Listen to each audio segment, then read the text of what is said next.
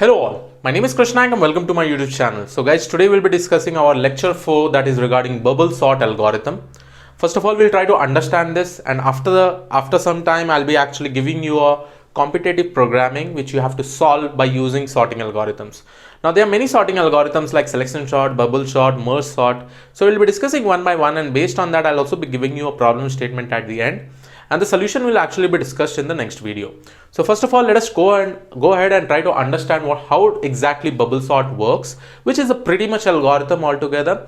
Most of the sorting algorithms most of the people commonly use it, but there are still a lot of things that we need to note down in bubble sort, like time constraint, how much time it is actually taking. So first of all, let's go ahead and try to understand how does bubble sort actually works. Now suppose I have an array which I'm going to denote it as A, which has elements like 7, 5, 1, 2, 3. Now we need to sort this particular numbers that are actually present in this particular array.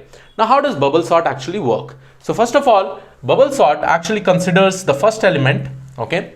Then what it does is that it goes and compares with the next element. So this element is, suppose it is present in A, and this element is present in B. Okay, so first of all, what will happen is that I'll not take A and B. Instead, I can take it as A of I is equal to 7, A of I plus 1 is equal to 5.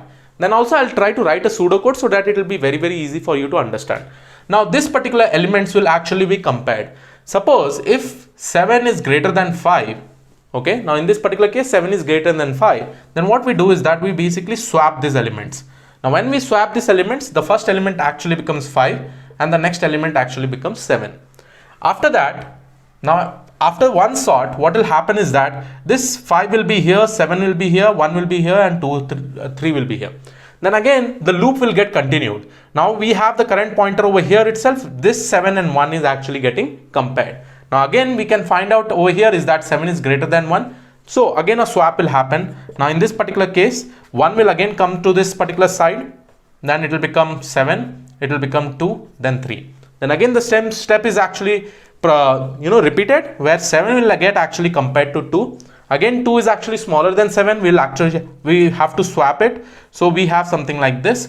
Finally again it is getting compared to 3, and finally my order will become like this. Okay, so 3 and 7.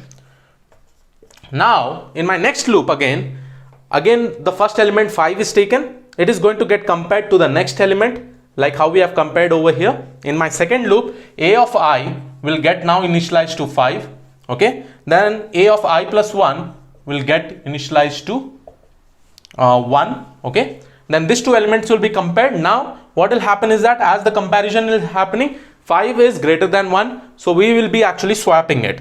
Now in this particular case, after this first repetition, the first iteration is done, in the second iteration I will be having 1 7 1 5 2 3 7, right? Then again the pointer will get increased. The next element is this, and I plus 1 element is this. This two will get compared. Again this will be 1 2 5 3 7.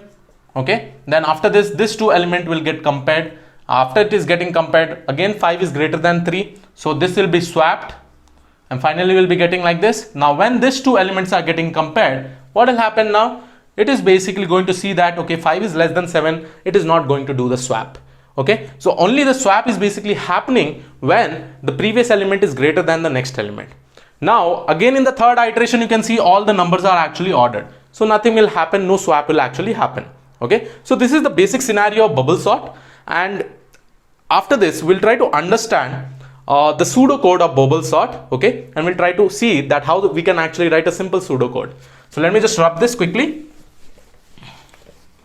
but I hope you have understood this. Now in the pseudocode, when I'm writing actually the pseudocode, right, the first thing is that I will be running a loop. Suppose I say from k is equal to 1 to n minus 1. Okay, so this is the loop, the whole loop that I'm actually taking up. In my next loop, what I'll do is that I'll say for I is equal to 0 to n minus 1. Okay, that basically means now my I is over here. Okay, I is over here. Inside this, what I'm going to do, first of all, I'm going to initialize A of I is equal to I, and sorry, I should not write like this. Instead what I can do is that I can say that A is equal to A of I, comma B is equal to A of I plus 1. That basically means the first element is going to A, the second element is going to B. Now what will happen is that I'll just compare if A is less than B or if A is greater than B. Okay, what I'm going to do, I'm going to basically swap A of I with A of I plus 1.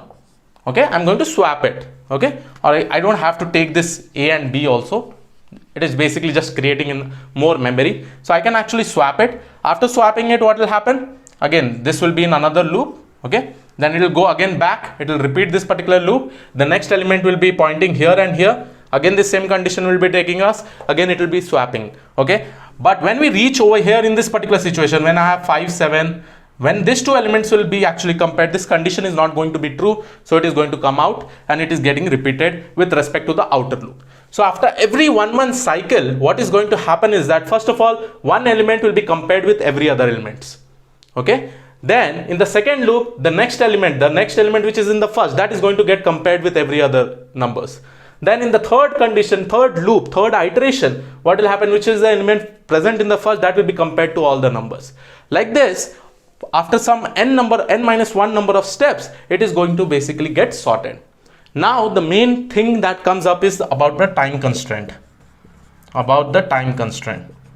And guys, please do not focus on this syntax. This is just a pseudocode.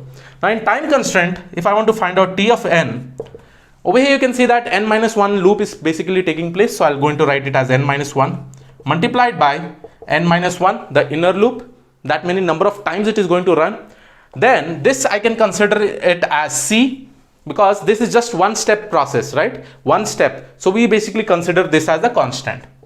Okay. Now, okay, I'll multiply with c.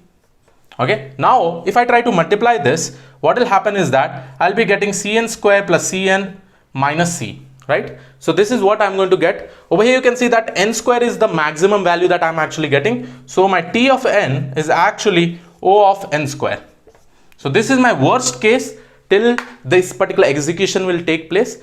Now the best case basically means that already if the number is sorted, then how many number of iteration it is going to take place. So for that I can actually give omega of n. Okay, so omega is basically the lower bound, O is basically the worst case, this is basically the best case. Now why n I'm taking? Because just imagine all the number is sorted. At that time I do not have to iterate again and again, and it will be just getting completed in n number of steps. Now this is a brief process about bubble sort, pretty much easy algorithm. Now I will come to a competitive programming, that is problem number 2, which you have to solve it initially. And then if you are getting the answer, please do comment down in the comment section. I'll be having a look, and if you are right, I will also be giving the solution in the next. I'll also be telling your name who has actually given that particular code. So you all can actually give it over there. I'll try to mention as much as possible all your names. Now the problem statement is, suppose I have an array A, and suppose I have numbers like 1, 2, 6, 3, suppose I say 1, 4. Okay, now I need to find out how many number of elements are not in ascending order. Okay, how many number of elements are not in ascending order. Over here you can see one element is not in ascending order, this element is also not in ascending order, this element is also not in ascending order, and this element is also not in ascending order, whereas these two elements are in ascending order, right? So the total number of elements that are not in ascending order is 4. So you have to try to write some sorting algorithms and try to see some logic whether you are able to get what is the count of the numbers that are not in ascending order. Pretty much simple, guys, because see, now you may be knowing the sorting algorithm. This is the problem that I was actually talking about. You may be knowing the sorting algorithm, but when you are trying to apply that particular logic in this particular problem statement, it becomes very, very difficult. Yes, I'll say that it is not impossible. It is definitely possible. Definitely you'll be able to write it down, but definitely you'll take some amount of time. So it is good that you try to see, you try to research, you try to write a small sample of code and try to get this particular answer. This particular solution will be shared in my next video, which will be where we'll be discussing about selection sort. So yes, this was all about this particular video. I hope you like this particular video. Please do subscribe the channel if you have not already subscribed. I'll see you all in the next video. Have a great day. Thank you one and all. Bye bye.